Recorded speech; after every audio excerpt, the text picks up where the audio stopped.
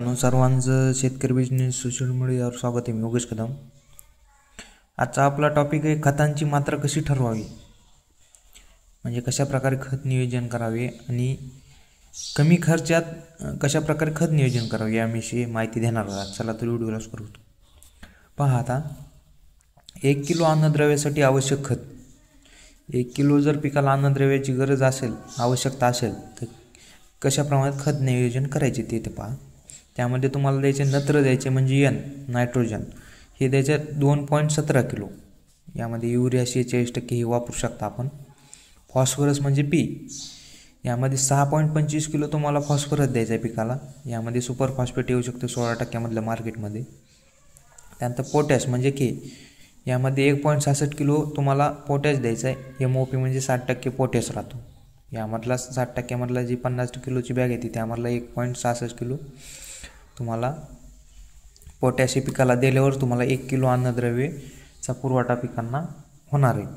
आता उदाहरणार्थ पहा, कोरडवाहू कापूस पिकासाठी उदाहरण देतो आपण. 30-30-30 म्हणजे NPK, NB 30 आहे, PB 30 आहे आणि K पण 30 आहे. म्हणजे नायट्रोजन, नत्रस, स्फुरस, पालस योग्य प्रमाणात आहे, एकसारखे. मात्रा पूर्ण करण्यासाठी खालील प्रकारे खत नियोजन करायचे, तुम्हाला खत वापरायचं आहे.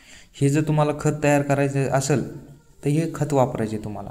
त्यामध्ये तुम्हाला युरिया घ्यायचा आहे 65 किलो, सिंगल सुपर फॉस्फेट घ्यायचा आहे 187.5 किलो आणि MOP घ्यायचा आहे 50 किलो. याप्रमाणे जर तुम्ही खत मिक्स केला तर तुम्हाला तयार होणार आहे 30-30-30 हे संयुक्त खत तयार होणार आहे. या हिशोबानं जर तुम्ही खताचं नियोजन केलं तर तुमची नक्कीच खर्चात बचत होणार आहे आणि नक्कीच योग्य त्या प्रमाणात अन्नद्रव्याचं व्यवस्थापन होणार आहे आणि अतिवापर रासायनिक खतांचा कमी होणार आहे.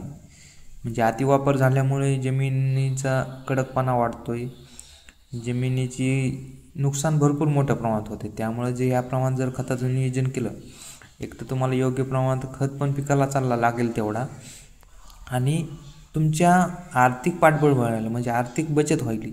यामध्ये तुम्हाला मार्केटमधून जास्त खत आणण्याची गरज पडणार नाही, कारण पिकाला जेवढं लागतं तेवढं देणं गरजेचं आहे. अतिप्रमाणात दिलं तर ते जमिनीत फिक्सेशनला पडतं, म्हणजे फिक्स होऊन जातं आणि ते आपण बॅक्टेरियात नाही दिल्या तर ते फिक्स झालेलं तसंच पडून राहतं आणि त्यामुळे जमिनीत घट्टपणा राहतो, त्यामुळे कडक जमीन होते.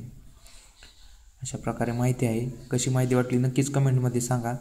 तर कोणत्याही पिकाविषयी जर माहिती हवी असेल, खाली व्हॉट्सअप नंबर दिला आहे 9657771918. या नंबरवर तुम्ही व्हॉट्सअप मेसेज करून अधिक माहिती कोणत्याही पिकाबद्दल घेऊ शकता. ते पण शेड्यूल पद्धतीत, स्टेप बाय स्टेप, लागवडीपासून काढणीपर्यंत. धन्यवाद.